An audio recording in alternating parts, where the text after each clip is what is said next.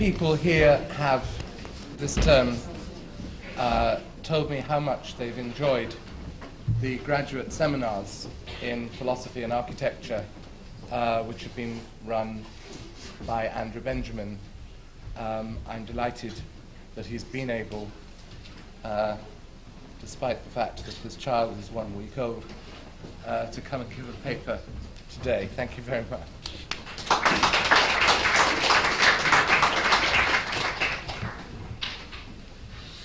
Thank you very much. I suspect in some ways that this paper might be slightly miscalculated. I apologize in advance if it is. One of the things that strikes me more and more when I hear apocalyptic discussions of architecture about brave new futures and technological excess is how charming but ludicrous this is. This apocalyptic utopian ideal needs to be thought via a relation, not in and of itself. And as such, the philosophical or theoretical, whichever word you want, task that is enjoined by that is how to think relation. And this is something that preoccupies me in my philosophical writings, in my thinking about architecture. Now, I wanted to find a way of writing about or taking up that topic. So I decided to take what is both a personal, for obvious reasons, and yet not a personal stance. And what I decided to do was write about the relationship between Judaism and architecture. And I just thought I would start writing and see what happened. The reason why this is, or would be, from my own perhaps idiosyncratic perspective, a thinking of relation, is that one of the tasks of thinking, it seems to me, though already recognized as such in this country, is the extent to which thinking has the conceptual apparatus to take over and think through the existence of the Shoah, or the Holocaust. Now, England was a country untouched by this, and therefore both the English left and the English right have failed to see this as a philosophical or theoretical issue for them, while in Europe, or mainland Europe, this is clearly a dominant issue in thought. Now, the paper I'm about to give, which is no more than a footnote to Daniel Libeskind's Berlin Jewish Museum, indeed it is part of an extract of a chapter of a book I'm writing that's on Libeskind's museum. I rarely discuss, if ever, the museum, but what I'm trying to lead up to is an argument for why that particular architectural moment, rather than memorializing, what it does do is it recognizes certain tasks that are given to thinking by the ineliminable presence of having to think. The presence, this present, today, heute, what's happening now, that our relation to the Holocaust.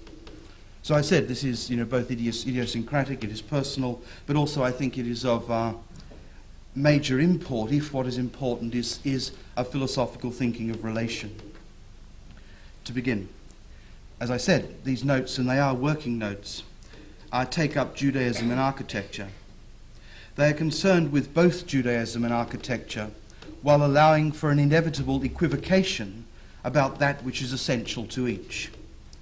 This perhaps unlikely combination will figure here with and within the attempt to take up, albeit in a less specific way, the considerations involved in any attempt to cite memory.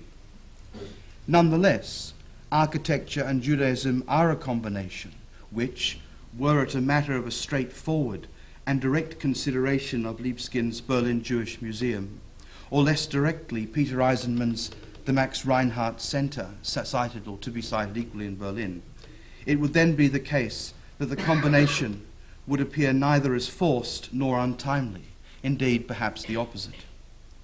While there will always be a number of ways of taking up that which is problematic in the process of providing a site of and for memory, the specificity of Judaism and the demands that its history makes for it, a history that will of course never be limited to Judaism, but arising for thinking itself, will work, amongst other things, to open up a reconsideration or a consideration of the city as the site of memory.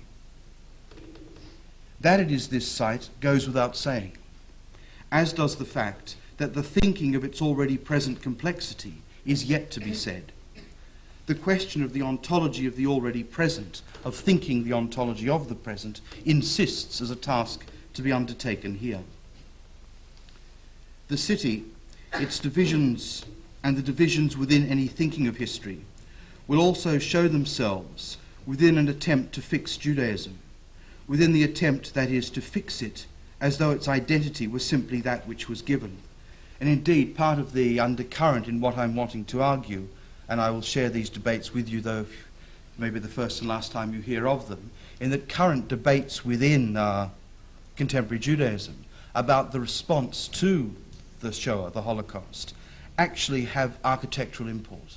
And I will go on to show why that, conservative though he may be, the chief rabbi is to Judaism what Prince Charles is to architecture.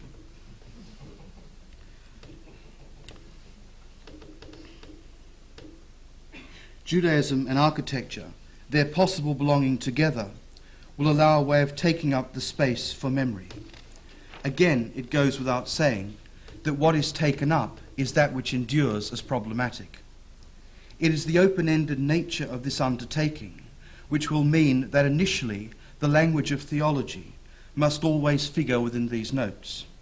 What is not entailed by the presence of this language is a delimiting of these concerns as strictly and thus necessarily theological. Indeed, like Walter Benjamin, about whom I will spend a great deal of time talking in a moment, I also believe that the theological is a site to be mined for our own understanding of what is happening today, where today is a theoretical or philosophical term rather than simply that which bears a date. Indeed, it is possible to go further and suggest that here the theological will, in the translation of its language, cede the exclusivity of its place to time, to a thinking of historical time, since the specific concerns of how to remember, what it is to remember, etc., need not necessarily figure the theological, as will be suggested in the abeyance of any maintained logic of continuity, a logic whose operation is as much philosophical as architectural. What this thinking will demand is, as I've already suggested, that the ontology of the present be taken up. Now, as my concerns are with the relationship between Judaism and architecture, may I move to a short discussion of a passage from the Hebrew Bible, where I quote, "Remember these things, O Jacob, for you, O Israel, are my servant. I have fashioned you, you are my servant, O Israel, never forget me." Here, in unequivocal terms, is the demand to remember. Here it is the demand made by God to the Jews. They are enjoined to remember God's place and role in the life of Israel. Equally, throughout the Hebrew Bible, there are other demands to remember. Memory is not just there with God. It is just as emphatically present, insisting as an obligation, an injunction in regards to the law, to contemporary experience, and thus also to history. In each instance, the law, the experience, and thus the history in question, pertains to the Jews. Within the frame provided by the Hebrew Bible, the relation to history, and to an extent the present, is worked and reworked as an act of memory, specifically as the work of remembrance. Rather than being the simple consequence of the contingent, memory and with it remembrance come in part to be definitional of Jewish being. To the city. The city is a site that will house the work of memory. Each victory will give rise to sites of celebration. Each loss will equally yield sites of mourning. The city, in housing memory, will take over and thus deliver that housing as part of its history, as part of its own history. That's not enough. What is central, therefore, is how this city is to be thought. What modality of history provides the organizing logic within this thinking? Within what ontology of the present, within what construal of the present, is a concern about the present being expressed, about the city being expressed? With these questions, ownness, its own history, loses any immediate propriety it may have had, and is itself, therefore, to be taken as that which is repeated in any act of celebration or mourning. Ownness, what is proper to the city, what is owned by the city, that which is unique to it, though this leaves open the question of how the city is to be construed. Ownness has no more propriety than nature, and yet merely positing the presence of the city and identifying the obligation to remember are not in themselves sufficient. It can always be the case that the city, in housing memory, in being memory's house, allows for that which is to be remembered to be at the same time forgotten. As naturalized, that is, the city taken as being the site for part of progress's continuity, this apparently paradoxical setup occurs because the conditions of and for memory become part of the weave of this city. The given logic of that city incorporates the process of memory such that what is being remembered forms part of the continuity that gives to such a city its natural history. The natural history of the city comprises an effective part of the intended logic of the city, an intention, it must be added, that brings with it the problem of agency and thus of citizenship. Insofar as the logic of the city is only continuous on the level of intention, the inclusive homology of nature, and as such is sustained by, though equally it sustains, a logic of citizenship that involves an unproblematic continuity between all citizens. One citizen is continuous with another and can only be differentiated in the same way as the continuous city is divided, that is, by the banal invocation of geography. One site or location within the city can be differentiated from another in terms of place. Citizens can themselves only be differentiated in terms of their place. The place in the city sustains the place within the hierarchy of citizens.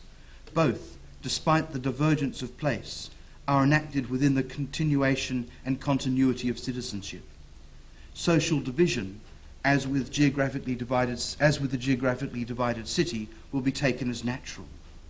Both of these divided sites allow and occasion a specific mapping, a mapping articulated within, thus articulating the ontology of stasis.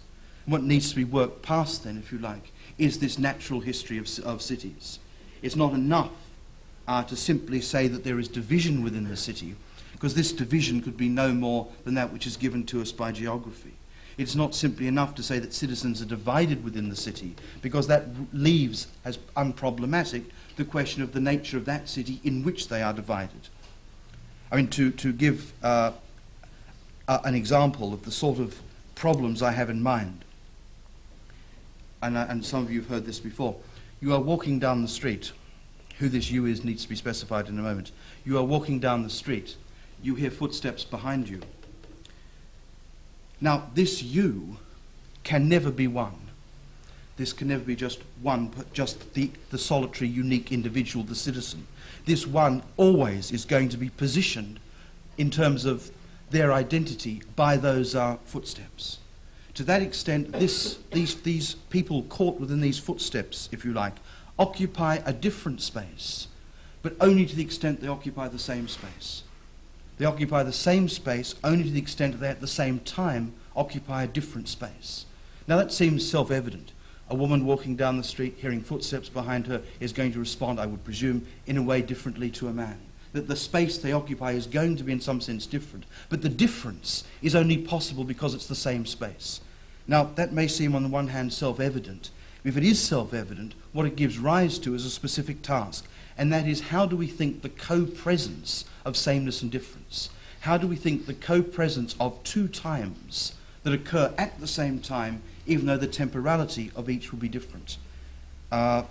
Simply to talk about the city as divided as though it can be cut up the way the most banal mapping would do is simply insufficient to take over the complexity of the way in which division is going to occur. And that is just, I mean, it's not a trivial example, it's a very important example, but it's a simple example to indicate how complexity is always already there.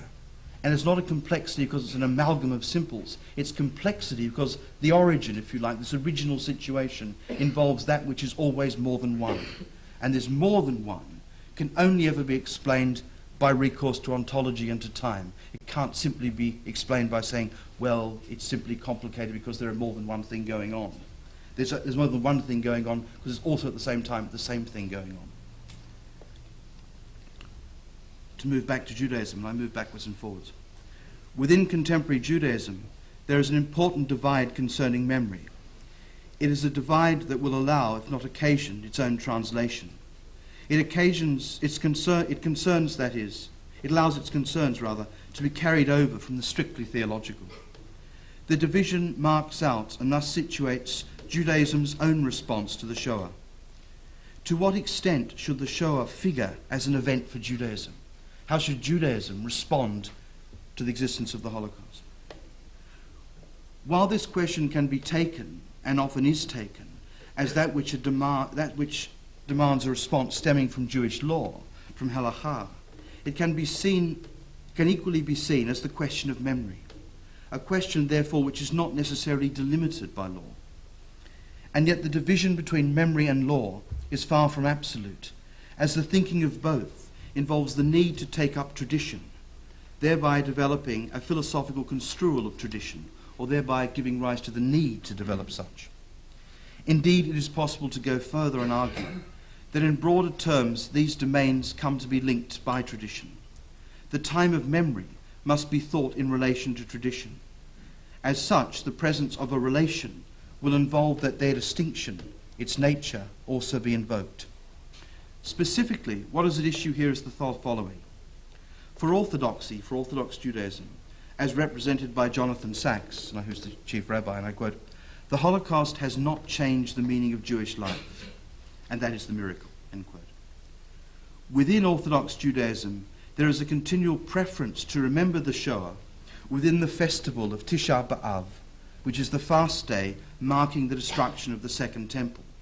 This is countered within liberal or progressive Judaism by giving a special day of remembrance to the Holocaust, which is called Yom HaShoah. The question that is at the heart of this divide within contemporary Judaism, and I said this is an idiosyncratic concern, but it is also maps onto the architectural, is this.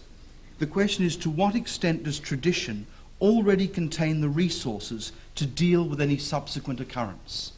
And that seems to me to be, to refer to Libeskind's work, that seems to be, I say this, that seems to be a central question that his building or his plans seem to engage with.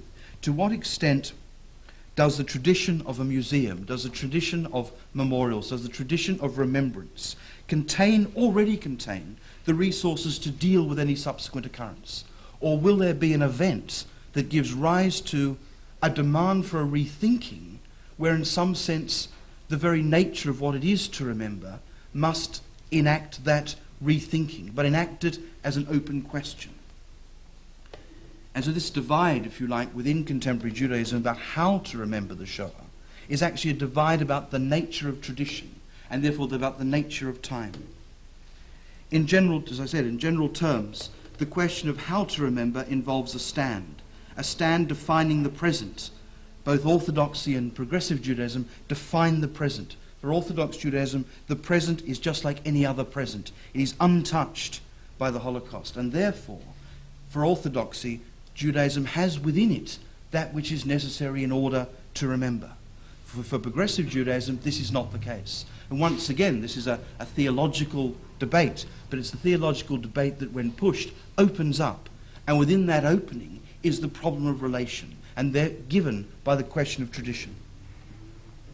As I've said, it is not difficult to rework this divide within contemporary Judaism into an architectural question.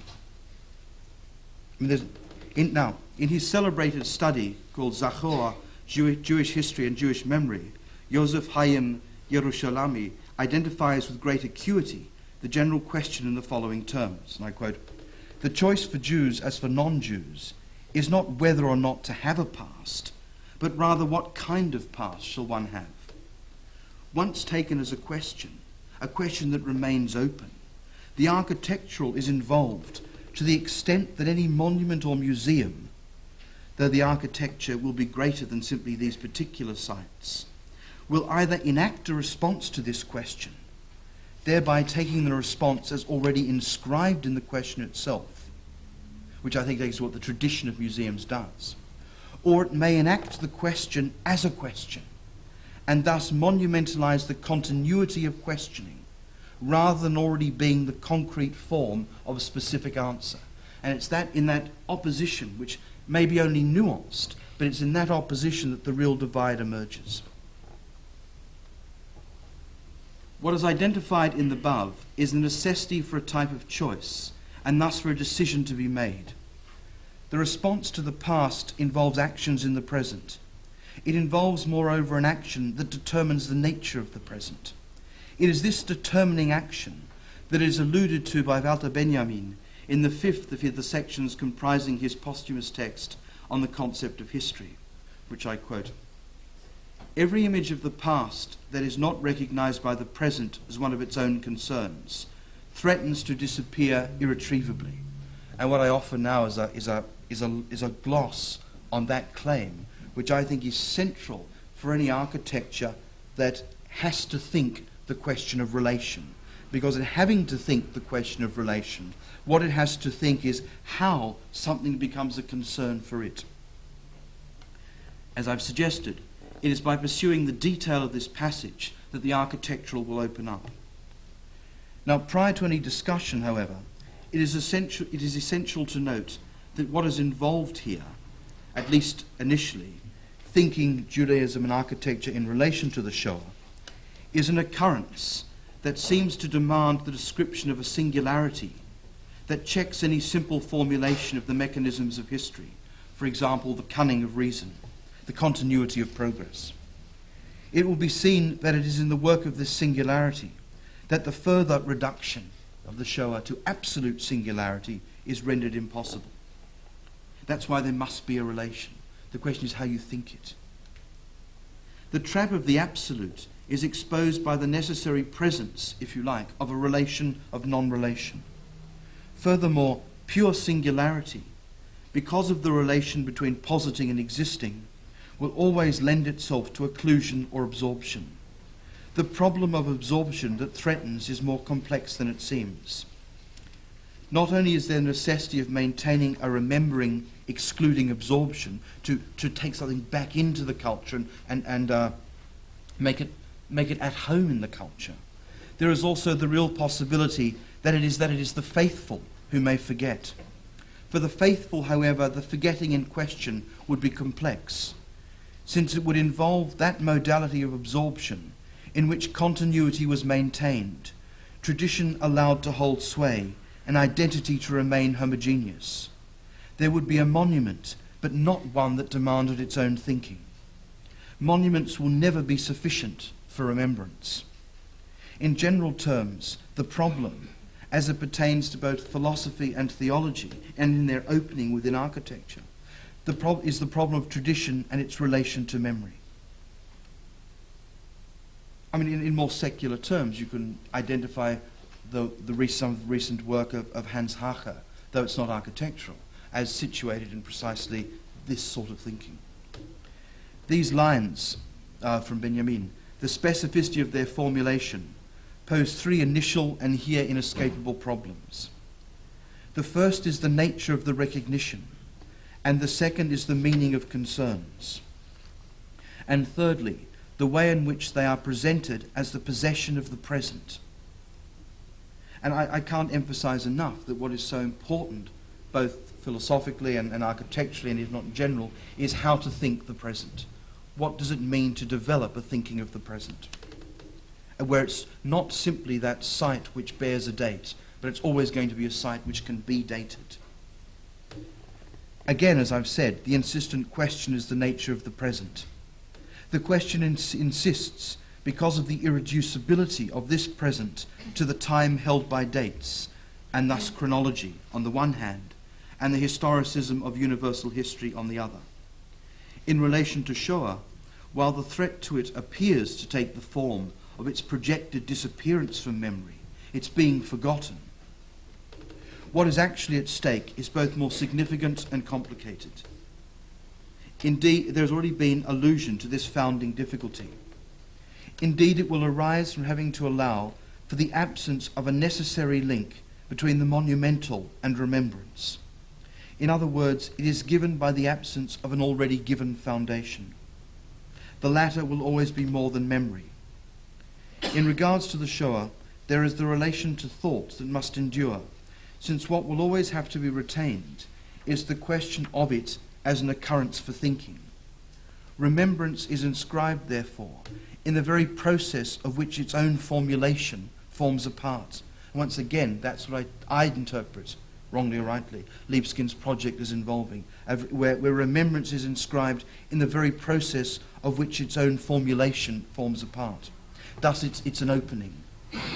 It is precisely the impossibility of an outside that implicates philosophy, and with it architecture, in the practice in which it takes place. There is no architect outside determining what is going to go on, such that what has gone on will then be complete in and of itself. What is involved here is twofold. In the first place, there is the question of what are the conceptions of time and memory that will allow for images of the past to be recognized at the present as part of the present. Regardless of the answer given to this question, it remains the case that it will always be more than just a memory. While in the second place, there is the state of affairs noted by Adorno, in which the effacement of memory may be the result of what he describes as, and I quote, an all too wakeful consciousness. Both points indicate why the injunction, remember, is of its own far from sufficient.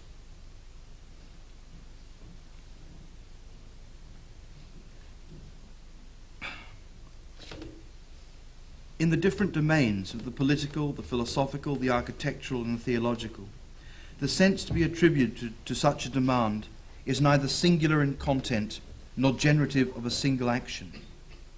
In regard to the Shoah, and therefore to the demand that it be remembered, the injunction opens up the presence of already inscribed divisions, each one marking out different and at times incompatible responses to the demand of memory. The existence of such conflicts cannot be accounted for as though the issue was simply that of differing responses to the same occurrence. On the contrary, they are only really explicable in terms of conflicts concerning the specificity of memory in relation to any thinking of the Shoah, and thus the work of time that positions the complexity of memory. What this means is that conflicts concerning how the task of memory is best served are in fact conflicts that concern the present. And here the present, this is just said in passing, it needs far greater elaboration, the present becomes reworked as the site of already present conflicts over its nature. And the present, if you like, houses those conflicts that are conflicts that seek to identify it with one formulation of what it is. So therefore, for naming the present, if you like, is in some sense naming that site of conflict where those entities within the present attempt to reduce the present to one instance of the name. It is this, it is that.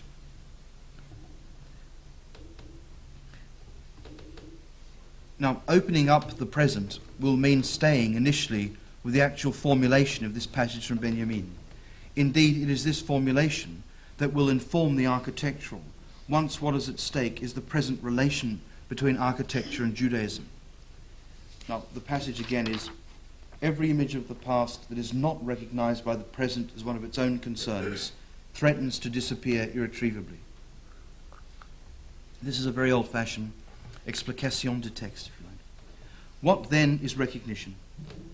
At one end, recognition is, in terms of function and etymology, part of the process marked by understanding and knowledge working within the ambit of representation.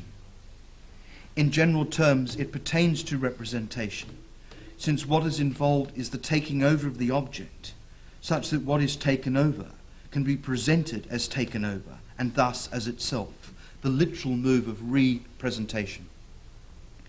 It is this move that takes place within epistemology, within theory of knowledge. And this is the case even when taken as that which brings epistemology into play. The fulfilling of these conditions of presentation is the operation of representation. The identification of the object in its totality and its representation as such. As such, it poses the general transcendental question of the conditions of possibility for any recognition. However, generality is not the issue here. Indeed, as is clear from Das Passagenwerk, in strict Benjaminian terms, it would be that the monadic structure of the historical object would work to preclude any sustained attempt to understand recognition as a representation. In this instance, however, it is the particular recognition of Shoah that is of concern, not by Benjamin, in my reading of Benjamin. While it may be possible to address the conditions of possibility for knowledge and even recognition within the framework handed down as tradition, and thus as providing that within which such problems are constrained to be confronted, the viability of such a response still remains an open question in regards to the Holocaust. If it were not, then the Shoah would be no more than an extreme, breaking certain bounds by figuring the sublime, by being taken to be beyond any given determination or incorporation. With such a question, with such a formulation, the question of, quote, why the heavens did not darken would have to be taken seriously as a question rather than as a symptom for what it obviously is. Not only is this a misconstrual of the sublime, for it overlooks the role of the faculty of the supersensible, it conflates two possibilities. One is that nothing can be said because a limit is both reached and transgressed. Such a position is inherently inadequate because of its necessarily parasitical relation to representation.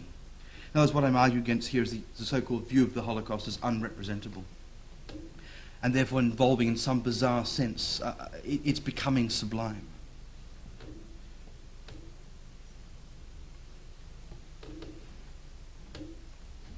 The other is that what has arisen within thinking is a task that will, in its being taken over, in the very moment of its being taken over, come to determine philosophical activity itself.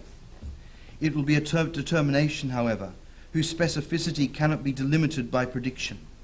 It is this latter possibility that is captured by the procedural eventualities in the following questions that I will ask. Has the possibility of recognition, of knowing what it is that recognition would be, been determined by the reality of the Shoah, such that its actual determination remains as an open question? And is this setup one of the factors structuring the contemporary, structuring our modernity? If the dilemma concerns the way recognition leads inexorably to cognition, which is the structure of representation, and thus the incorporation, absorption, and eventual forgetting of the object, the epistemological equivalent to mourning, whose effective presence effaces the very structure of hope, then perhaps the engagement with recognition that will retain the possibility of hope by holding open the site of remembrance and thus maintaining the demand for active participation as vigilance would be to hold recognition apart from cognition. This distinction is not gestural. What it would mean is that while a relation would be posited, it would be a relation of distance.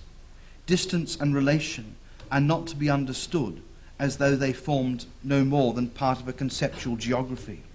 There is also a dynamic involving repetition. The repetition would involve a continuity that worked beyond the confines of mourning. The necessity for mourning, for the structure of mourning, of loss and incorporation, would be distanced by a vigilance working against the forgetting that would be introduced by incorporation. To think that mourning provided a way of understanding remembrance would be simply to adopt yet another form of contemporary nihilism. The relation of distance would become, therefore, a site of tension. The impossible possibility of resisting what would otherwise be inevitable, namely the formulation of recognition in terms of cognition. The move here described as a holding apart, a relation of distance, derives its necessity from the nature of cognition, as being that which demands the presentation of an absolute, insofar as cognition is contingent upon such a presentation. In more general philosophical terms, the absolute in question is by definition epistemological, as well as ontological. It must be the latter, since epistemological certitude is itself dependent upon the presentation of the object in its totality. It is, of course, this absolute which provides the way into the representation, because the representation is the representation of that which has been cognized. It comes to be presented as such. There is an inevitable and inescapable logic at work here. The relation of distance will allow for a presentation and thus for knowledge, but ones which work at a distance from the structure of representation, and with it the logic of identity. Not only, therefore, does the mimetic presentation of images cede its place to a presentation within becoming, the ontology of becoming, if you will. Classical epistemology gives way to judgment. This double movement has a critical effect on claims to have recovered and to have represented the past. It opens it up as its own site of judgment. The relation of distance is neither formal nor descriptive. It is present in Benjamin's reworking of remembrance as pertaining as much to the future as it does to the past.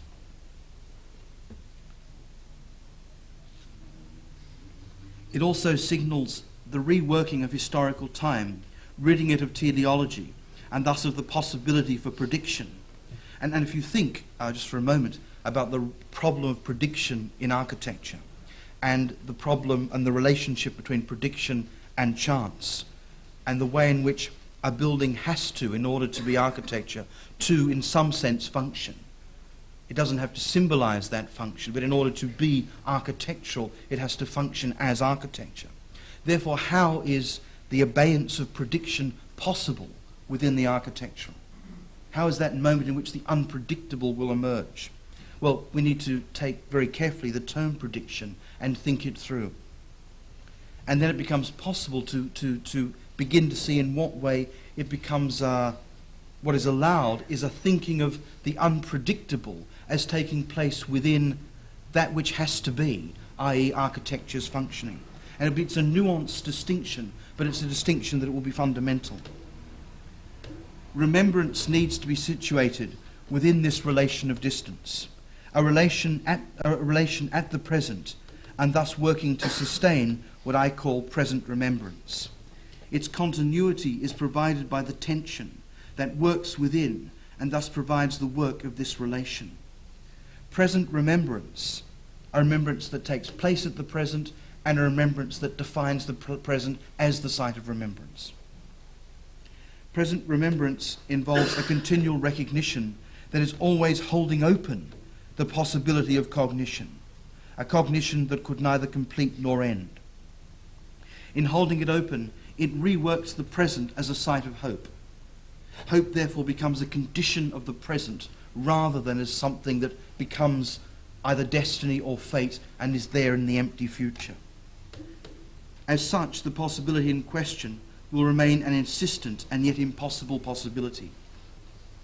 The present is never enclosed upon itself because it always contains hope as its own condition. The absence of any closure or moment of completion demands that present remembrance become charged with vigilance. The impossibility of representation, the completion demanded by its project, and thus with it the necessarily incomplete nature of cognition, only betrays negativity by betraying it. Negativity is overcome by the projected solidarity envisaged by vigilance. It is precisely in this way that the present can make an image of the past, to quote Benjamin, one of its own concerns.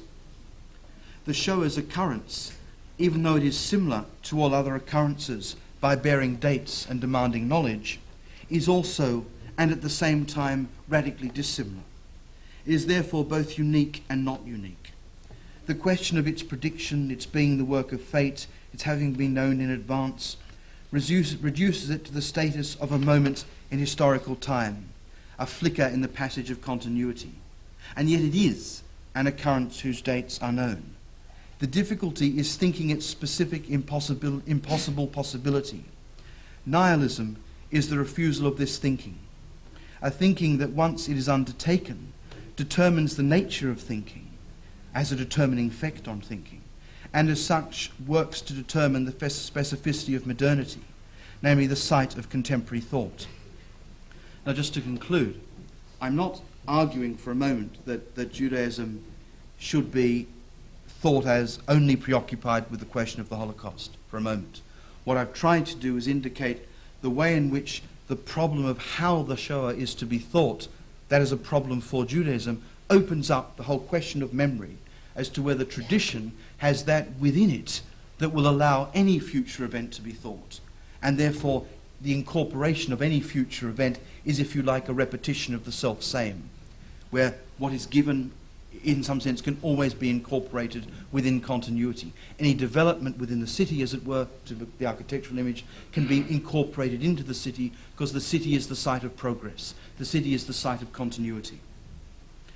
The relationship between architecture and Judaism, then, once that relationship is posed as a question taking place at the present, then what follows from that is that once the present is thought seriously and taken up as a term that demands thinking, what is inescapable for our present, for our modernity, for the site of contemporary thought, is the existence of the Holocaust as an event to be thought. The question is, do we have the resources within our tradition of thinking to think that event? It's a question. If there's a straightforward answer, then clearly it is not an event of any remarkable nature. It simply can be absorbed into the continuity of the passage of time. If there is a pause, a tension, an irritation, because we don't know what to say, then we shouldn't on the one hand lapse into the language of sublimity, but we should on the other recognize that here is an event for thinking. Here is an event to be thought. And we must approach that with a certain humility. What this gives us then is a recognition that what is inescapable for any thinking of relation, to conclude, is the question of tradition. What we cannot escape from is that which is always already given to us, with which we have to work, and that gives to us those conceptual tools with which to make sense of what there is. This is a gift that we cannot refuse. The way in which we negotiate with it poses on the one hand the ineliminable presence of relation, but on the other allows for an opening to the extent that there is the occurrence of that which calls for a specific thinking. And as I've said, in calling for a specific thinking, allows for something new, as it were, which is not to invoke the temporality of fashion, but something new to take place within architecture. Thank you very much.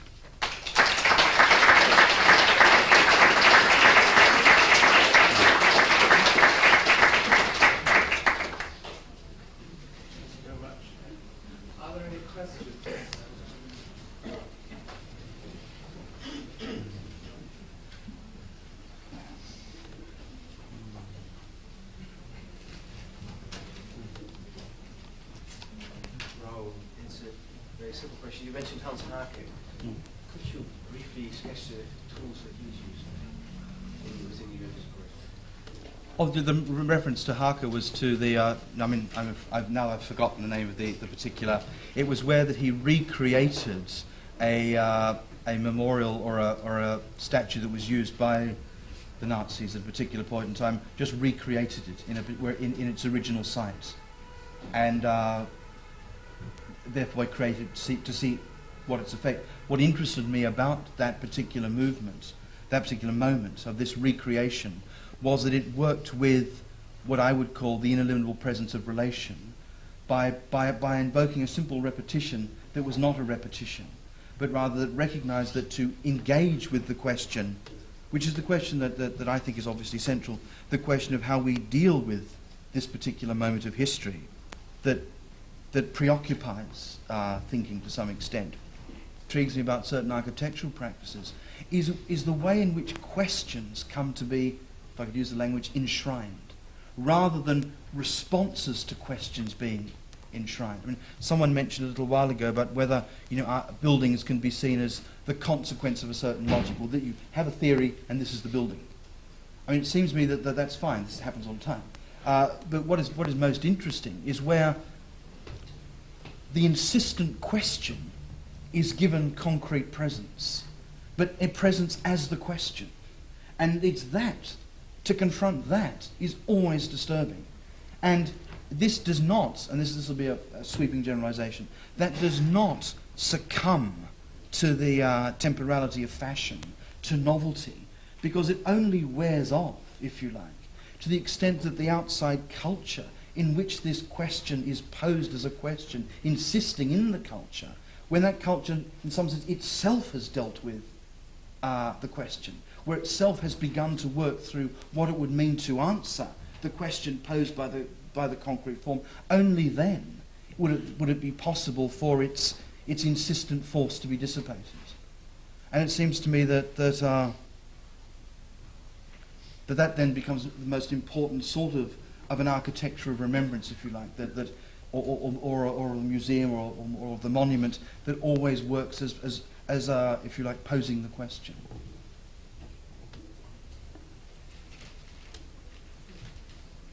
Are there any other questions? Okay. Yeah, sorry. I'm sorry. Sorry. I wanted to ask you about your idea of mourning.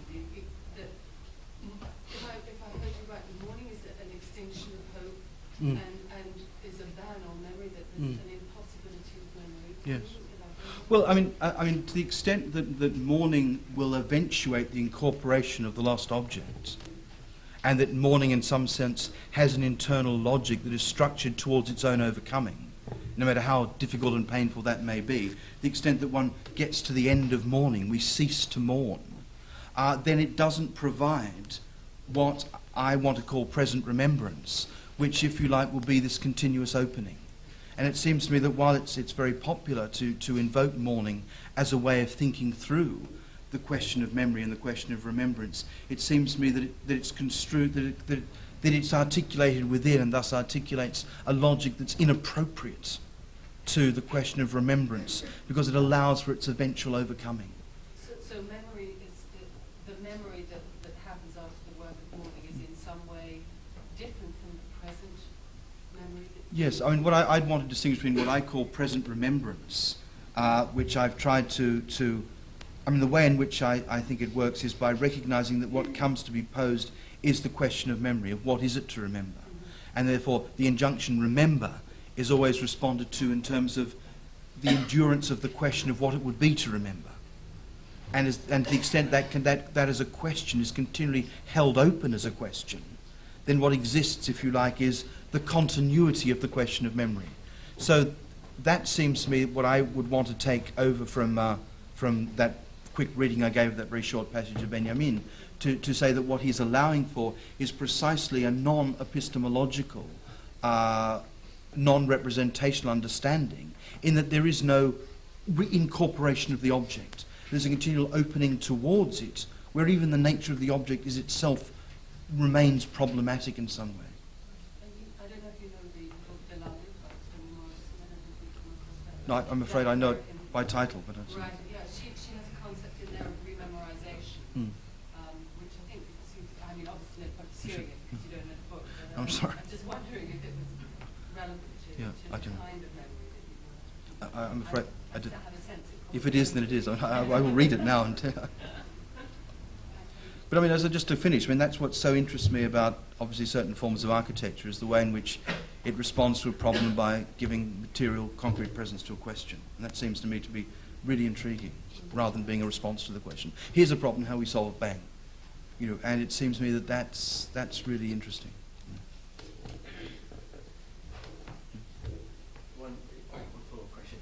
What happens in a society where there's increased mobility and you cannot have that site where you want to repeat something? In other words, if you talk about enshrining the question and you talk about deciding of memory, that's something to do with linking it to a place where something happens. What happens if you're away somewhere else and you want to also try the question? I think that I'm not sure of a straightforward answer. I mean, the question is, I think, is to what extent, geography or is going to play an important role. And clearly, when it comes to the strategy of thinking it through in regards to the, obviously, Liebskind's buildings in Berlin and the new Eisenman Max Reinhardt Center, and the way in which that is meant to engage. The question is, how do you build a building in Berlin that engages with Germany's history? I mean, how do you avoid both celebrating and referring to that history? And it seems to me that's an architectural problem that's specific to building a building in Germany. Now, it seems to me that if you wanted to build a building in, I don't know, Sydney, where I come from, where that's a problem about Germany's history, I don't quite know how you do it. You know, I don't know what the answer to that question that would be, but obviously the geography is always going to have a mediating function, or the site a mediating function in the task as conceived.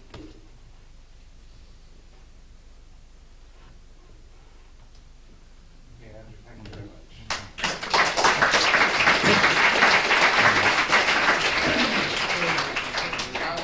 I have a sort of slight difficulty here because on the one hand, I have a sense that sort of people have been here for rather a long time in the last 2 days, and that might be an argument for ending now. On the other hand, I have a strong sense that there hasn't, in some sense, been that much engagement from the audience, and perhaps it would be a good idea if we could kind of now take a certain amount of time for people to ask questions and to make comments, but perhaps put quite a kind of definite time limit on it. Shall we say, kind of 10 minutes? Mark? Half an hour. 50 minutes. I think what I'd like to know is, not just ask questions about lectures you've heard or for elucidation, but if there's any comments on thoughts about the topics, I'd like to know also, if that's okay with you, I'd like to invite a kind of broader sense of commentary, what we should have done, what we didn't do. I think that's right. Or anything else you feel like saying. But maybe one way of just structuring is if we could bring the table out, get some people. No, that's right, it's not oblong, it's rectangular.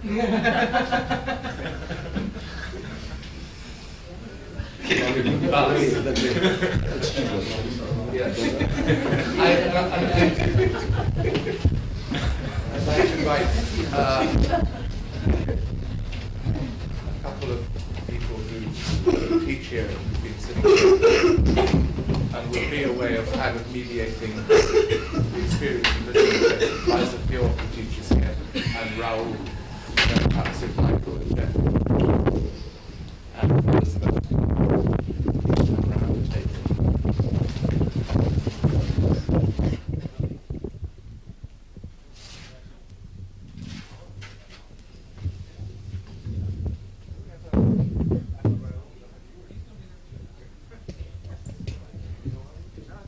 No, I thought you were doing it.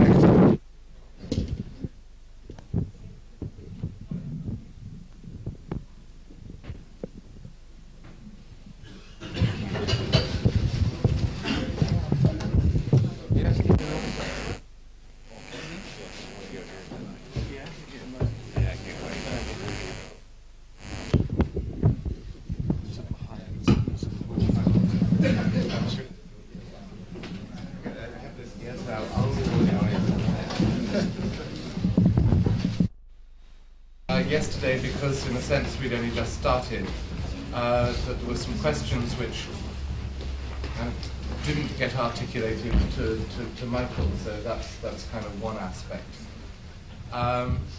We asked people to address, we asked everyone who's coming here to address the question of what they thought a political analysis of space would be.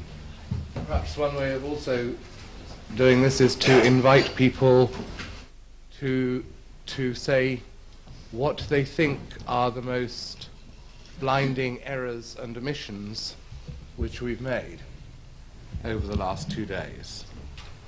So would anyone like to start? All right. Do philosophers carry errors and omission insurance? Yeah, but it's very cheap. We're covered. Sorry, go ahead. Two things. First of all, I think that what's happening right now perhaps should have been the structure for the conference. That a panel discussion between those invited may have been a better vehicle to bring out those responses that you felt were lacking yesterday and perhaps today. That's just the statement. But as a general question, I'd like to ask, and this is probably for everyone here, why do we feel at this point that a discussion of politics and space has become an issue? Now, various people who presented have given different viewpoints on the politics of space, but as a general concern, why has it become an issue today? What?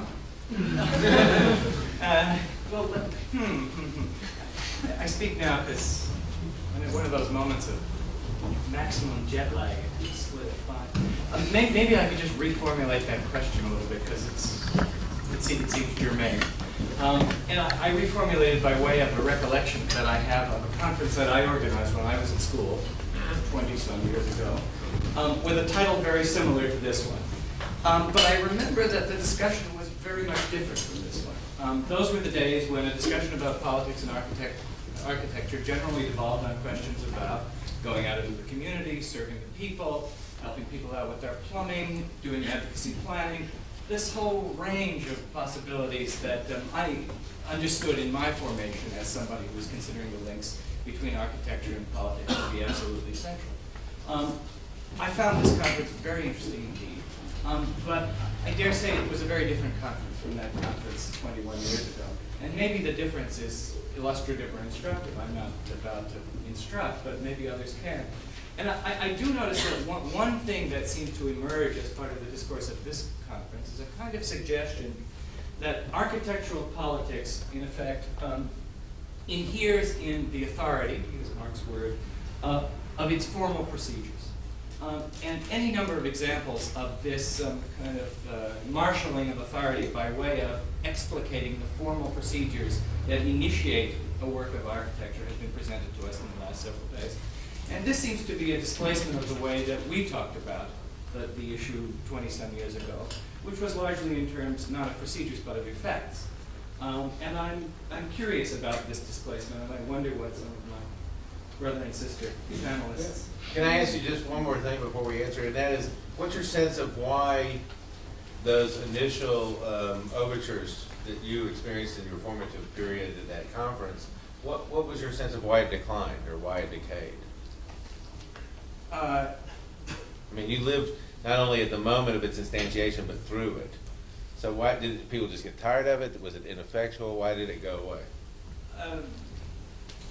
I think a variety of reasons which are represented in the kind of larger politics of our respective cultures. I don't think that this is. I don't think architecture has a privileged position in terms of being outside the public political discourse. I mean, the reason I ask that is that I actually think the answer is that there's nothing new about the idea of trying to think through architecture and space. I think there's constantly a good faith concern, and has been for the whole period of time since then. It's just certain tools that were tried out early proved to be inadequate, and that there's been an assembly of techniques and a marshalling of techniques and insights, and in a certain sense a kind of convergence is occurring, a focusing, so that we can go back and reconsider those relationships that we have continuously been interested in, I think, the whole time, but not felt adequate to take up again in an explicit manner because of the failings and the naivetes of several first, and yours, of course, wasn't the first, because I'm sure we'll be reminded there were many before. But honestly, I think it's not so much that there's an increasing sense of urgency, nothing new in the news is requiring us to think this. I think all these things are contributing, but a genuine sense that we can finally make a contribution because we understand the relationship between architecture and politics and political space in a new way, and in a perhaps more subtle way.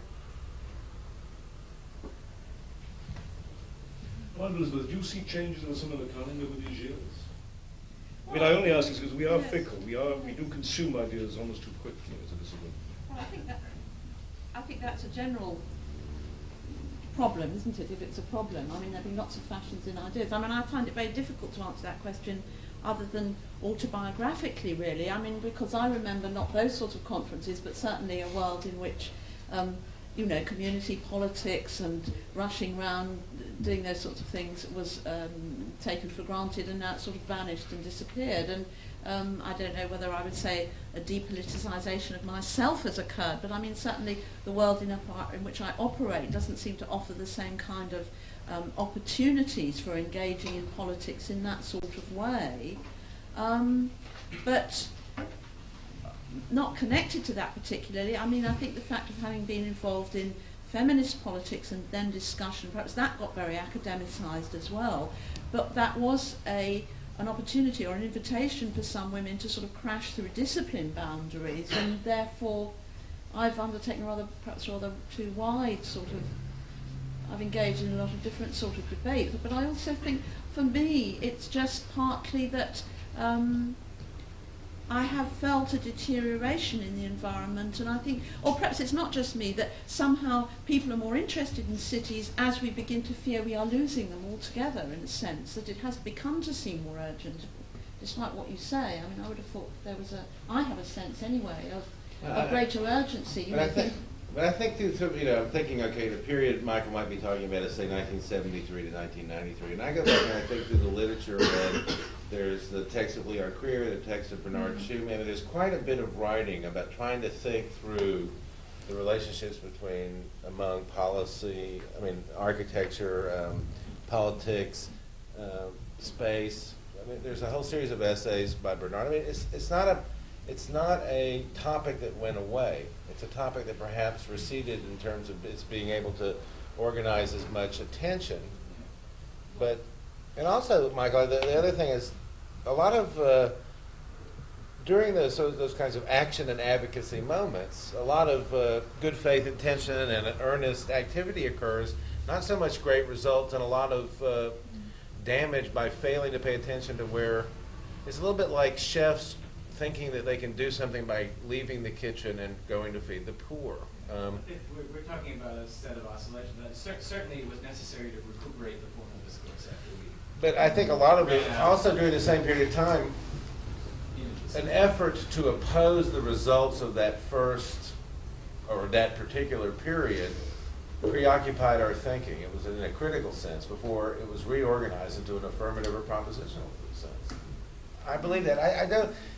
I was sick, I don't know, 20 years ago I was 11. So I was a hippie, kind of, and I really thought things were really bad then. I thought the world was in decline and everything was bad, and wanted to do something about it, and I've thought it all along, and I think it now. I really don't think there's an urgency. Maybe people feel otherwise. Maybe people see cities in greater decline. I think not, though. I think the sense of good faith desire to make the world a better place has been a persistent feature of my life through all the times you're talking about. It's just taken different forms, and now its vocabulary is in terms of an explicit reference to politics and an explicit reference to space again. I think a question of where do you see the year one, as it were. And if one looks at year one, in this respect, I think would be the end of the Second World War. There was a long period which was described on the continent, at least as reconstruction. Then there was a period of speculations. And the text of Toomey, it was a text, a speculative text. In the meantime, in the last 10 years, we had a number of people who have been speculating just about 12 years ago, finally have applied themselves, as it were. And it is a moment to look at what has happened. We had Ram Kulwas, exactly a good, very good example. Is somebody who, curiously enough, he did not refer at all to the most important urban intervention in Lille in his presentation. But that was the fruit of these speculations, and it is time to take stock of it. Toomey have done the La Villette, as we all know. Nobody mentioned it. But what were these gardens? What were these projects? These projects were a kind of a workshop, if you like. They were meant to be a model of urban life. To what extent it succeeded, to what extent it failed, these are the questions which were, I think, in the background of some of the discussion here, even if it didn't come, Ram referred to it. I think there is a very fruitful moment of as we're looking at what happened. Because a lot had happened. Very few people, Libeskind is one of those people who just getting his first project on the ground. And as we know, there is enormous difference between writing, speculating, and getting something on the ground. But also, maybe there's another thing in terms of this school. This conference is in a way another year one, because I think for a long time there hadn't been an explicit placing of a political agenda within the school, and for a long time maybe there was a tendency towards an aesthetics of politics. Yeah, I say, I'm not from the school, but I have followed the school for a long time, and I think that that is a serious underestimation of the work that's been going on at the school during that period of time. Yeah, but it's a moment of stating a position, I mean, isn't it? it may have not have been particularly successful in being persuasive, but efforts to look at situationist theory in terms of a political organization of space, many efforts. I mean, every year I get the prospectus, and I see the same thing, a genuinely serious and authentic interest in precisely that issue, not an aestheticization, but perhaps an understanding that there's a political dimension to aesthetics, not a glossing over, not an appeal to fashion, although the work may have become fashionable. But I don't think you heard Liza. I mean, I think in a sense, if you put it at the level of what in terms of politics do we offer, should we offer, in terms of the kind of student education, I mean, it's noticeable that really Liza's unit is the first unit which really is looking at the question of gender. Or I think there have been, in the last 10 years, many students, particularly perhaps in Raoul's unit, I mean, there have been many students who have worked with it, but again, it is perhaps the captioning or the surfacing of work which has existed within the school. And I think that was the only point I was making, that it seems to be quite a mannered moment, that the titling of this conference, and perhaps it needs a response. Well, it's had that response from Mark of placing the conference. I mean, sometimes it seems to me that exactly at the moment at which it gets named is also the moment of its eclipse, because it becomes then the sort of public face of what has already existed. I mean, the moment when one says, okay, now let's decide we're going to do political architecture, it's the exact moment when it becomes the most superficial, because it becomes seen as the image under that title. When in fact, you know, when one has been doing work here and is confronted year in and year out with putting work forward to an RIBA accrediting system, that is a politics that can't be denied. You know, when a student is working on a project that after 2 years is not a building, and somebody says, well, can we show this or not, that cannot be seen as not political.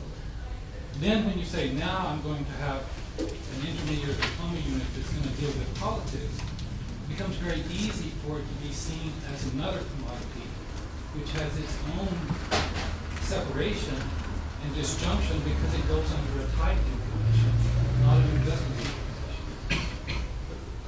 I think this is it's going to have a 2-minute conversation with Jen about why we should or shouldn't be friends.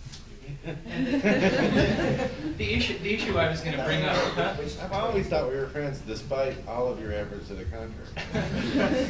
But I guess I was going to accuse you of being insufficiently insubordinate. And it is true that some of the architecture about which you speak was formed as an act of insubordination. It was highly political at that point. But now I think the phenomenon you described is precisely taking place, which is that insubordination has turned into fashion. And it's time for an overturn. And good I think we can standing, talk about you see the institution responding to precisely that situation? How is it that the title of the conference has come to be specified as the politics of space, not the politics of architecture? And what would the difference have been had it been titled the politics of architecture? You'd have to have diagram. You'd have to have a different, you would have had people looking at the institutional formation of architecture and its politics rather than the contribution architecture makes as an institution to a larger, I don't know, you looked at me. Sorry. I think they're very different conferences, but I don't think, it's not a criticism of one conference that another conference didn't occur. I'm trying to perhaps find, help people put their finger on why it would have been a different conference, or how it would have been a different conference, and why space and not architecture, and you're worried about this title that seems pertinent now more than the politics of architecture might seem pertinent. Could I just, Andrew, as a one of the things that always intrigued me, I mean, not being obviously an architect about it, was that space is usually understood as a neutral domain in which things happen. And so things happen in space. And that therefore there is an implicit neutrality to any discussion of spatial relations. Politics may take place within those, but spatial relations. Now it seems to me once you ask the question of the politics of space, then you're allowing for the possibility, which obviously a possibility with which I'd be in agreement, that space is already political. It doesn't house space, but space is already political. And then the question is, how is it political? And once you answer that question, you then have to adopt a new thinking of space, another thinking of space, rather than simply a sociological one of you have a space in which things happen. And it seems to me that is going to give you quite a different understanding of the question of the political. Well, Andrew, I had to take some issue with that. I went to some ends not to take up this issue, but if one looks at the history of space and architecture, one notices that the concept of space enters architecture and begins to organize it to have its disciplinary effects precisely as a political condition. It's in 1893, right after Schwarzkopf, the German art historians are needing to explain what is essential about their discipline, and they're also in a neo-Hegelian project and trying to recover architecture from its destitution and Hegel's original formulation, and so they light on the notion of space as the essential practice of architecture precisely to keep the department open. Actually, if you go back and you look at Schwarzkopf and Hildebrand, and the real argument is to say that we do have a project. There is a reason to be studying architecture. It has an essential control over space. And at that moment, they're arguing that space is essentially political. So it enters architecture, it enters the discipline of architecture at a very precise point in time for specific institutional and political reasons, and as a political substance. It's not a borrowing of, it's not denuded in its Newtonian form, understood as void, and now only recently becoming understood to be always already political. So if you're really interested in the title, you should be interested in a fairly interesting moment when space actually gets taken up by architecture as its own cause. I mean, I'd like to add, but also then to ask Elizabeth something, because coming to the issue of the politics of space, one doesn't necessarily have to come to it from architecture. It's a much wider question than that. It's one which is already kind of central in political analysis, in anthropology, in the social sciences, and has arisen as a set of political issues outside architecture. In a sense, everyone's assuming that we have to be able to kind of generate the thought of a politics of space from making the object architecture, but one of the ways round, and I think to some extent it has happened, is by thinking what are the political issues around space and what's architecture got to say about that. Well, I mean, what more can I say, really? I mean, you said it all. I mean, as a non-architect, I'm just aware that in recent years, sociologists and philosophers or political scientists, feminists, all these different people have become very interested in the issue of space, and perhaps it's part of interdisciplinarity, that it's come to be a sort of field in which a whole lot of different people with different interests can sort of join up together, or can find that their interests are overlapping to a very great extent. And that's all I can say about that. I think But also perhaps that the first question about the discussion of the politics of space now seems to be an urgency for a validity that somehow we in this room are discussing the subject, which is of this moment. But architecture has tended to be retrospective, even in its utopian visions. And I mean, Michael's left, but perhaps I should have said it earlier, but for me there is not much distinction between the moment in '73 when he was going to go out and repair people's plumbing and these moments of the reverie of his propositions of Cappuccinos and Salvici, in a sense, just by their minutiae. And the only other thing about a conversation which I'm having with Mark, which perhaps should be directed to the students, is that when architecture was taught in terms of modernism, the education held its own pedagogy, and you could teach modernism, and modernism held its own moral, political code in terms of the description of structure or the placement of rooms in relation to space in relation to a facade. And now this is in a way under question, or has been under question for the last whatever years. I mean, also, I'd just like to take his, I mean, you know, someone who wasn't 11 in 1973 or wherever it was, I mean, I know you're right, it was always bad, it seemed bad then, and, you know, but I think it has objectively got worse, actually, and I think that, you know, then there was a sense of improvement and hope within the sort of what was there already, in a sense, whereas now, you know, I think that exists to a much lesser extent, and I think that, you know, actually, what you were saying earlier, what you... Well, I think it is worse. But Well, not worse in any simple way. More complex, I think. I think 1972 there was exactly a conference with the same title in ICA. I was a student there, no longer in the pram. But and Lefebvre was actually participating. He was really the main figure in that conference. And it's interesting that his book, in fact, one of his books, perhaps the most relevant book, The Production of Space, just came out in English last year. So there is this kind of phases. I don't think that the title is so unique.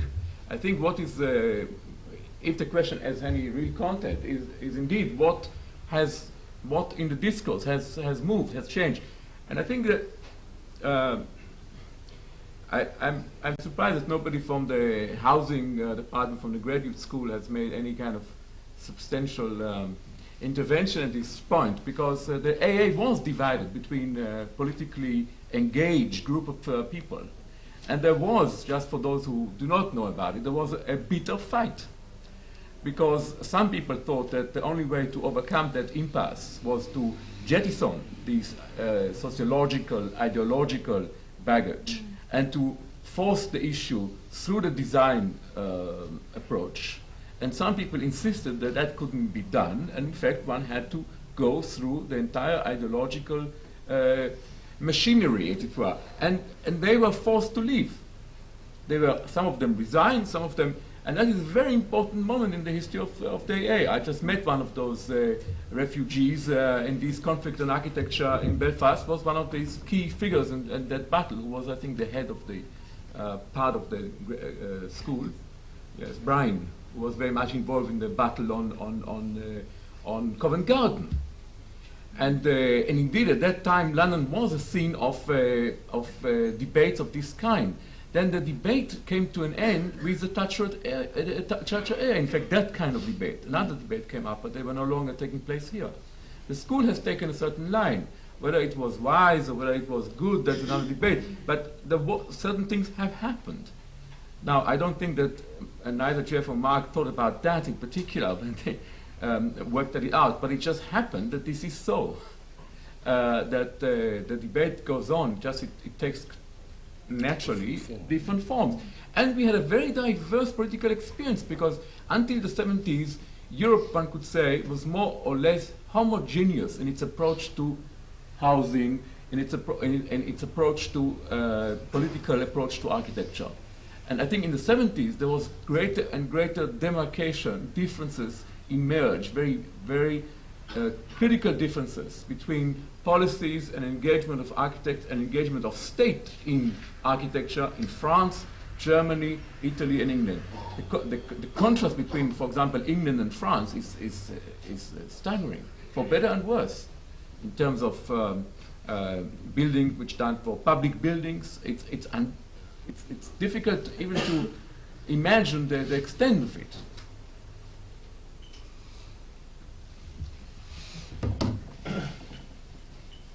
I'd just like to add a statistic to prove that things have got worse, because in 1973, 80% of 7-year-olds went to school on their own, and now 9% of 7-year-olds go to school on their own. And that is a real deterioration in people's experience of their environment.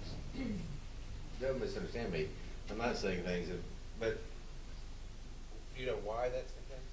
Well, it's mostly the motor car that's sort of all even computer. That's my driving test. Sorry, there's someone at the back. I also want to support the argument that things have got worse, certainly over the last 10 years, and not from an architectural background, but rather from a sociological one, I'm afraid. And I think the problem of community politics or community architecture, or whatever you want to call it, has been somewhat hidden throughout the conference. And I was reminded of it very strongly by So it has been somewhat hidden. Hidden. Yes. I was reminded by during Paul Hurst's paper, and I thought he presented a very attractive model, but one that I certainly had a few problems with, because I'm working in an area in which is part of a region, a much touted region, being the southeast of England, where the population is not able to enter into that region at all, because it is, this region is constituted as a spatial economy, and these people can't enter it, they don't have access to it because they don't have jobs, there isn't any work, there isn't any training, etc., etc. And things just certainly in the last census period have declined terribly. This is the area around Surrey Docks in southeast London. And people are sort of tantalised with this, what Michael Sorkin would call the false adjacency to the Docklands, to the City of London, the West End. They don't go to work there, they're very much immobile around that place, and the population there is actually growing against general trends. So why I agreed very strongly with the sort of trends he was outlining, the model that he was presenting. In my practical research and working experience, it's not the case in these areas. And I think it's remarkable that these areas that are still part of the urban programme and have been for 20, 25 years now, are still being identified as the area where community work needs to be done. It's exactly the same sites that were being identified at the end of the 60s. And one other slightly remarkable thing, I think, is that the role of the architect tends to be somewhat diminished in the programmes that are being applied to them. And there's certainly a process of demolition happening, with perhaps some certain architectural failures as we see them now, and that's also debatable. But we're still dealing with the same places and the same problems, only they've got worse. And I just wonder then if it's not a question for the discipline. If the problem has never disappeared, then why has the focus changed?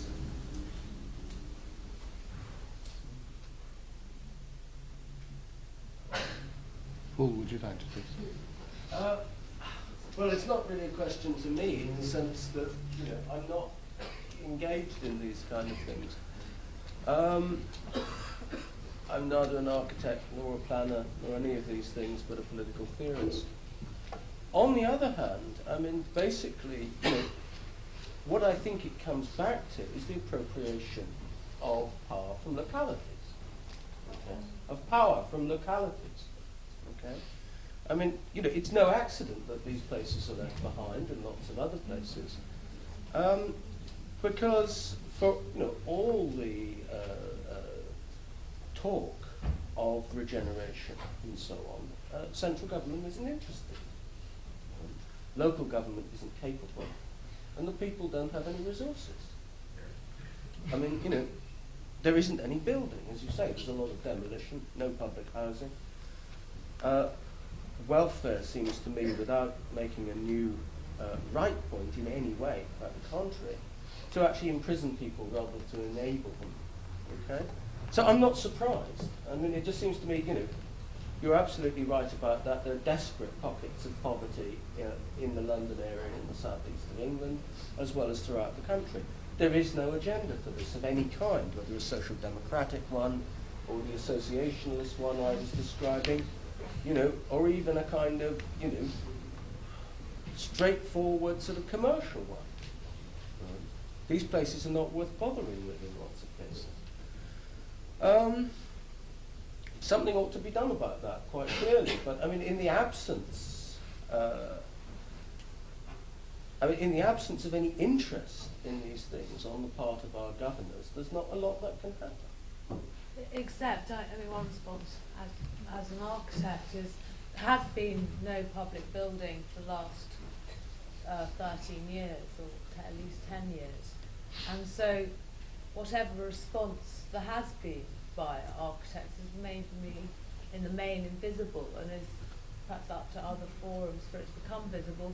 But also, in the 80s, I think architects actually enjoyed to cease being part of the community, and they enjoyed being designers for rather different masters. And that it is a generalisation, but in terms of what was built in England, there was a shift, and so the work of architects and the response of architects to a continuing situation is not visible in terms of built form.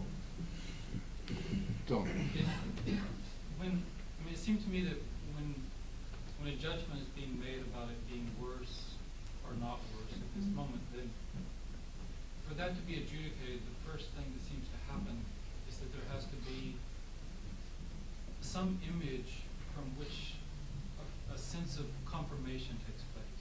In other words, a reference to judgment. And it's curious for me that in the discussions in the last 2 days, there's been a lot of use of the word city and community and government, as if these were words which were so clear in their image and in effect unalterable.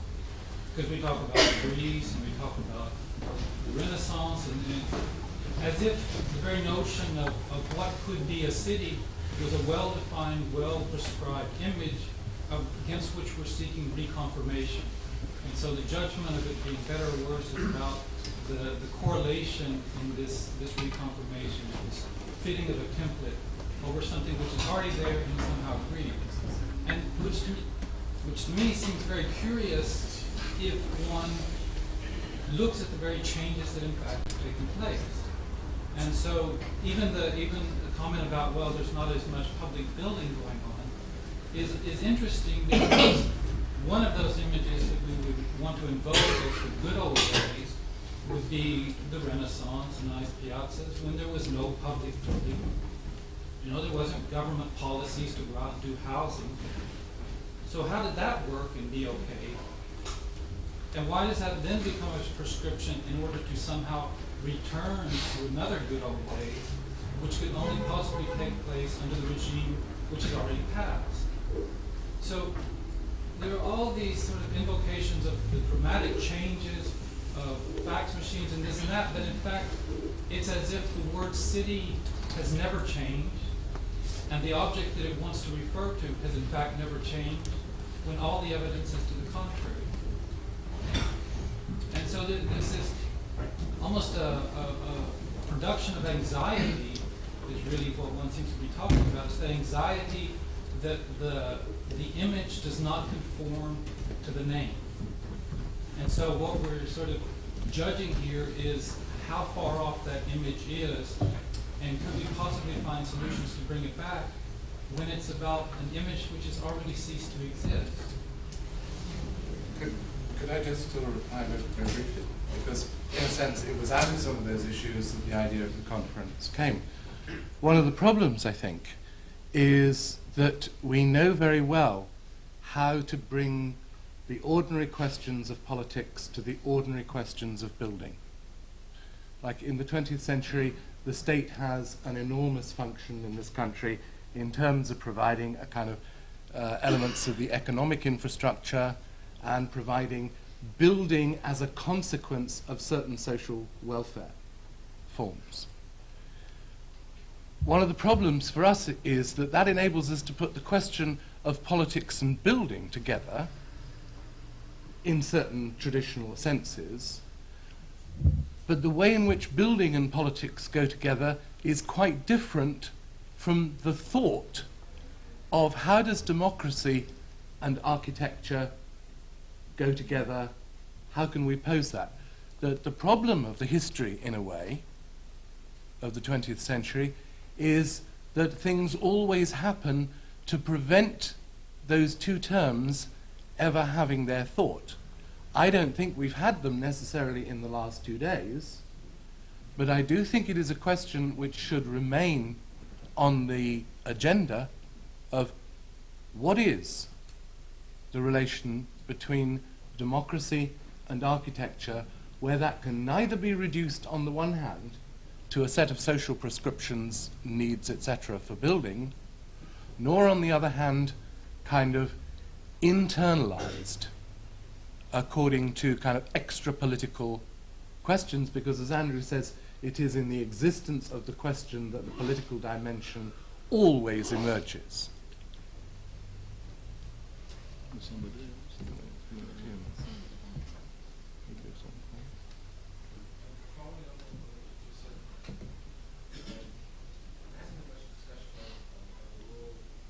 And the nature of the consumer as it's emerging as in a sense as a dominant role in society.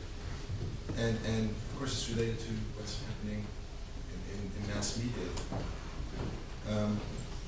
It seems as if many of the best minds coming out of the best universities are getting involved in trying to manipulate the mass mind. And for example, it evolves into this new dominant role as a consumer. And it seems that in that way, what hasn't been discussed and it's critical for the near future is there a place or is there room for democracy in the politics, not of space, but of cyberspace. That's what is what we're more and more inhabiting, and we seem to be inhabiting, is that information, world of information. And I'm just reflecting on this possibilities, and consumerism exemplifies what seems to be emerging. We can get a handle on politics in space. I don't quite agree with you. I mean, there's serious. I mean, manipulation is a problem. On the other hand, if you look at things like, EPOS systems and so on, then the information that firms get actually allows them to cut finer and finer and finer in terms of what people actually choose across a range of goods, to put it crudely. Now, I'm not here as a spokesman for Sainsbury's or something, right? But at a certain sort of level, I mean, all right, there's certain things you can't consume, right, and that's a problem. But other things you can consume, I would argue at a certain sort of level, consumer sovereignty has been growing rather than falling, okay? And actually the brighter guys you're talking about are looking further and further and further, right, at the link up between information systems and production, and basically giving far more voice to the consumer, okay, within the range of what those people do. Now, if you looked at the little sort of vignettes in Michael's paper, one of the things they don't do, right, is to let you choose another range of things, which are sort of all the elements of the good life he was describing. There's a problem. We're not very clear what political structures do that, right? Because certainly planned ones don't. Right? I don't know what the answer is to the question, but I mean, I really don't think, in a sense, consumer sovereignty is on the wane. If anything, it's on the increase.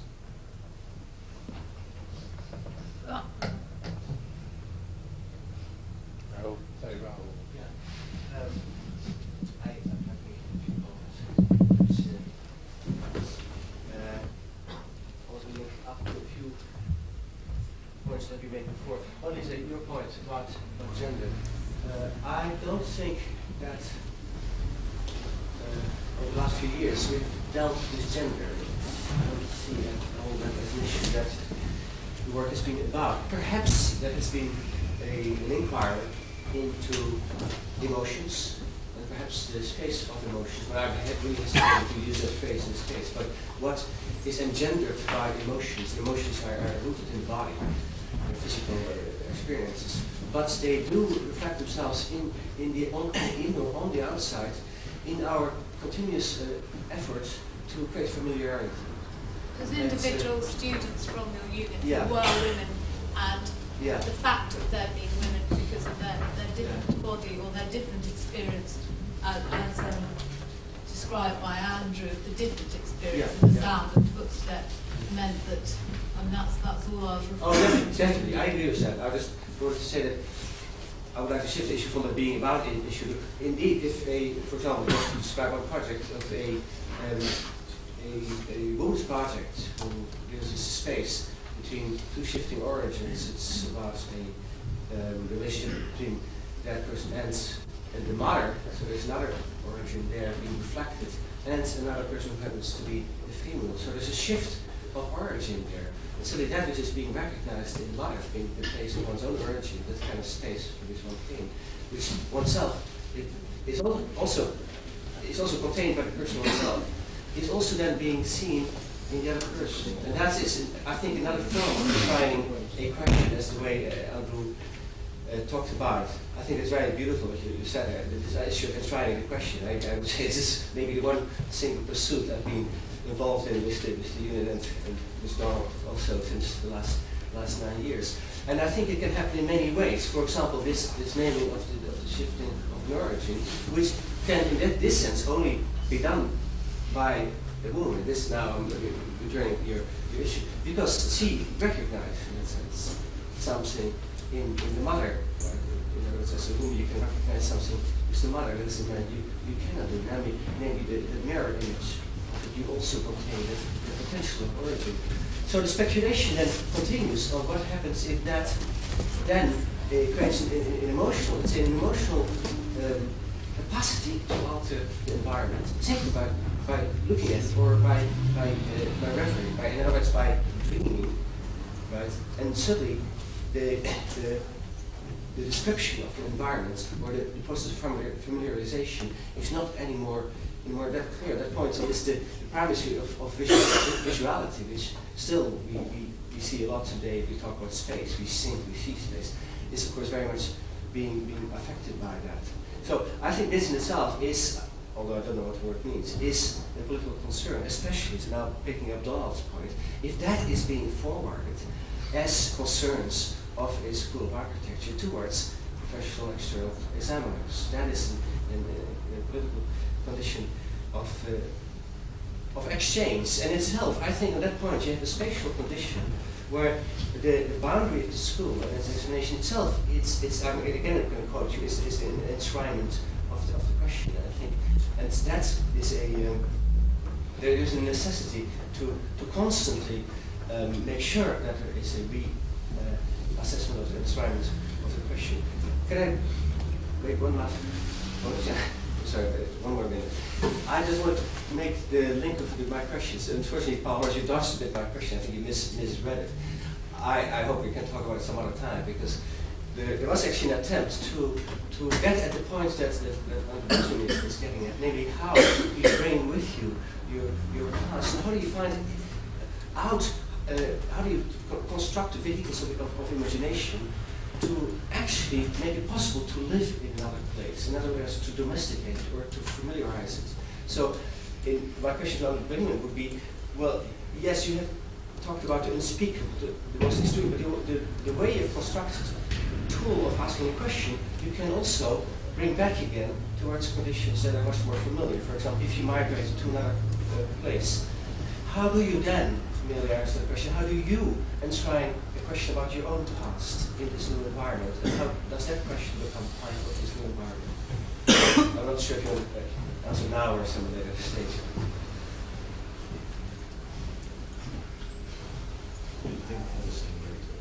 No, I thought it was addressed to Andrew. It's It was, but maybe it's too... I'm not tremendously sure when it comes to the individual, because I have great difficulty in dealing with a term like such as individuals. And it seems to me that what one has to talk about are certain politics, if you like, and politics in the sense of both political, but also in the sense of policy. You know, politics in some sense can mean both. The way in which a certain architecture will allow for the reproduction of a certain, politics of domesticity, for example. Now, how any one person thinks his or her relation to that is going to be in some sense idiosyncratic. It's up to them.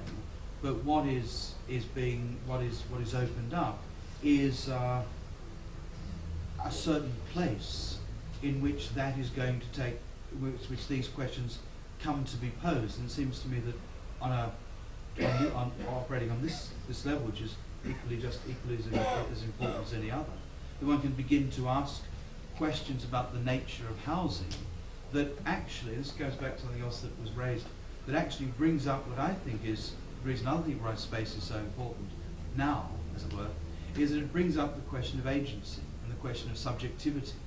But not subjectivity in terms of you versus me, or you and me, but the subject positions which we as animated meat, as it were, come to live out.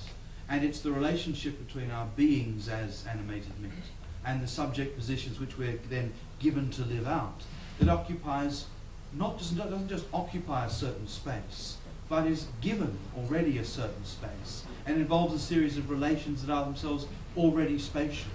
And it seems to me that because subject positions are not simply conflictual, insofar as one can be at least two things at once, but because this very space you occupy is already a pluralized conflictual space, that therefore we could argue that space in some sense is always already politicized, but because of the way in which nihilism so permeates our existence, we tend to forget that by normalizing it. And we say it is natural. This is the way people live. And we normalize and make things natural, and therefore we tend to overlook the fact. And that's what I meant before. I wasn't talking just about architecture, that space in general, because space is a relation. This is why Leibniz is right and Newton is wrong. Space is relational. And because of that, these relations are complicated because the agents in them are never themselves simple and singular. And it's our recognition of that complex politics, and a politics of complexity, that and I don't say this not knowing, that must engender a certain form of architectural thinking. Now, I don't know what that is, because that's where I stop. That's where I run out of knowledge. Just one thing. I think that's do you think that the Holocaust is part of Jewish history or it's not? It's both. It's both. You think it is included in Jewish history? The Holocaust? Yes. Yes. So I wasn't talking about that. No, just apropos your paper. Yeah, sure, absolutely. Yes, I think I said it was. Yes. You think it is part of Jewish history? One last question. Why did I think the last project is well, that there is discussion possible around perhaps the place of making a proposition based on the last 2 days. The discussion there is, it appears, it might just be beginning to happen, rather than just listening to a series of different papers. So I wonder if the last point is Let me then bring the day to a conclusion. I've been much stimulated by it, and the discussion goes on, Dominique. Let me just say, go ahead, you have another point? Yes, Well, I had actually please? No, go ahead. And I've got one too. Oh, good. Well, I will bring the day to conclusion later. Please. It's reply to Jed. Jed. That's okay. Go ahead. Go ahead. Are you still with us? Yes, I'm struggling as hard as I can to stay with you, but I'm going to be here, so keep going. Well, I was struggling to be with you. Because... that's fair. What? It's on the political plan. I think one of the premises with which I work is using oneself, or at least a group with which one's work, as a model. to test out that which one studies. And I think the school itself is such a kind of modeling device. So here, of course, there's also changes happening, the political changes, obviously. And of course, one of the things that is happening, and we talked about it before, is the setting up of the graduate school. And I asked Mark before, is this seminar or this conference on the political space a warming up for the graduate school? Mark said no. I didn't believe him because I think the signs are there, but it doesn't matter. I think that the context matters. But anyway, the new is here, and I guess you a few questions up because you are partly the new, and maybe I'm part of that which is not that which eclipses, which is this case maybe the diploma school, perhaps, who knows? But the new is not that new, and your presentation is very difficult to address because you tend to bring out an enormous carpet of words. And so let me just try to pick in a few holes. One of the things you're trying to do is to show how you actually want to get rid of collage or move something else of collage. But all the terms you're using, those as being different from collage, are effectively pertaining to collage. For example, you're talking about inflection of geometric systems. That is a tool used in collage. If you're talking about drafting in existing contexts, that is a collage tool. When you show the isometric project is the different facades and the way that crafts in supposed context, those are collage tools. I mean, if you talk about the quality of erasure, incongruity and incoherence, or erasure, congruity and coherence, those are also actually pertaining to collage. So I think if you want to make the argument, and I'd like to continue this debate, I think it's necessary to make that definition much more precise, because at the end also... But I defined, well, I would like to continue that argument sometime too. I went out of my way to define, to recognize the broad techniques of collage, to recognize that grafting is related to collage and to suggest possibilities of graph that weren't related to collage, to define collage in terms of extensive incoherence and incongruity. So I did the best I could to make the argument as rigorous as I possibly could considering the circumstances. However, if one insists on allowing every system of complexity to fall into the category of collage, then you're in an empty debate about whether it's collage or not, which is entirely uninteresting. What I do think is interesting is a notion of complexity, which is no longer about complication. So if I can make it really simple, let me put it that way. Complexity and complication are not the same thing, and I think this is one of the things Andrew was trying to point out. What would be how would it existentially map itself, and I'm of course interested in how would it analytically map itself and instrumentally map itself. And I think that that if you continue to be devoted a priori to an ethic of democracy, then it becomes important to think to complexity from complication. And I was trying to use a convenient model to do that. That's all. Yeah, but I think the misuse of that model, or the misrepresentation of the model,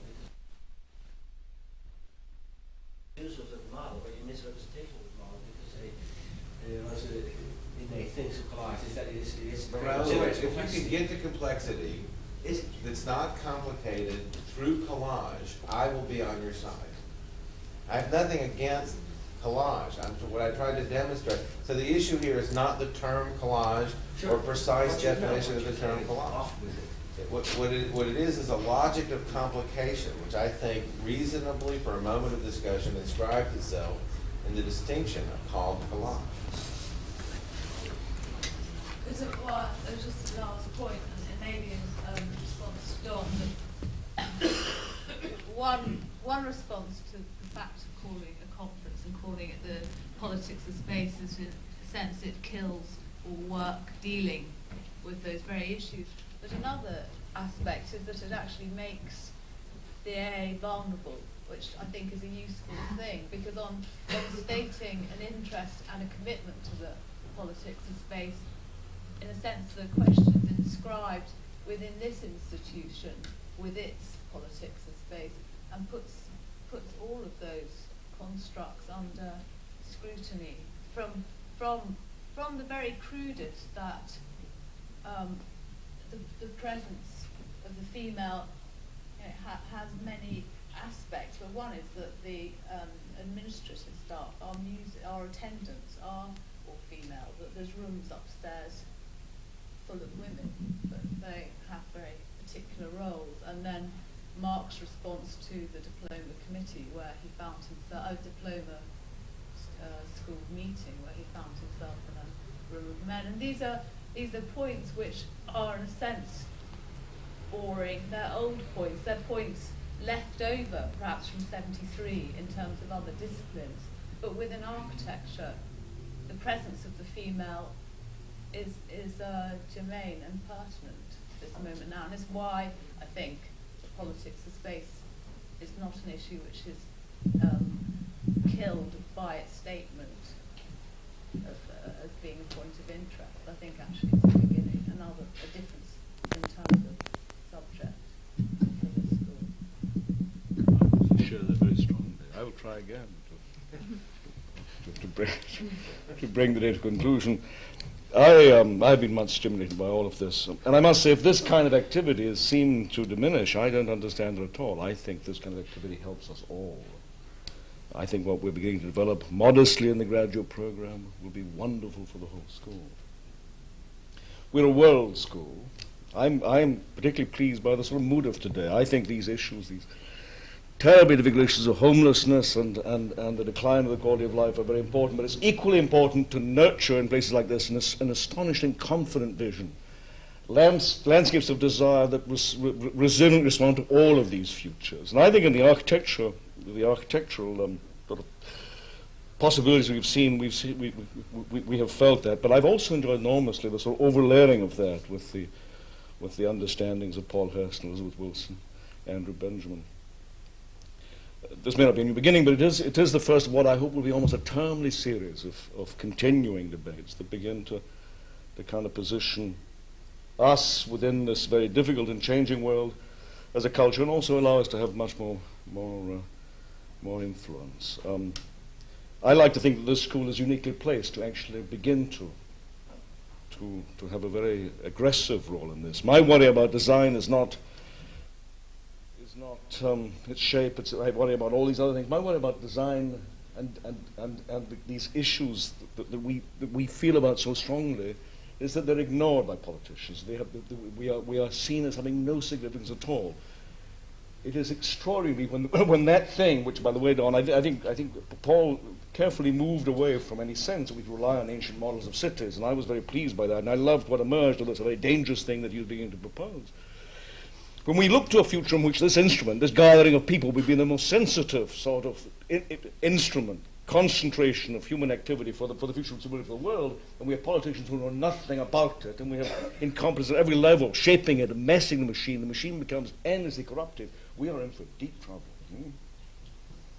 So I sense in things like this that we can actually have a role that becomes profoundly important, not merely about shapes of buildings, whether they're this shape or that shape, but in the profound importance of what we know to the future security of the complex order of all things. I would like to thank Unseen, Michael Sorkin, Danny Liebskin, and Yehuda Safran, Elizabeth Wilson, Liza, Fior, Jeff Kipless, Paul Hurst, Andrew Benjamin, also our respondent, Raoul Bunschotten, and most of all our chairman and orchestrator of this, I think, seminal event, Mark Cousins. Thank you very much. Thank you very much.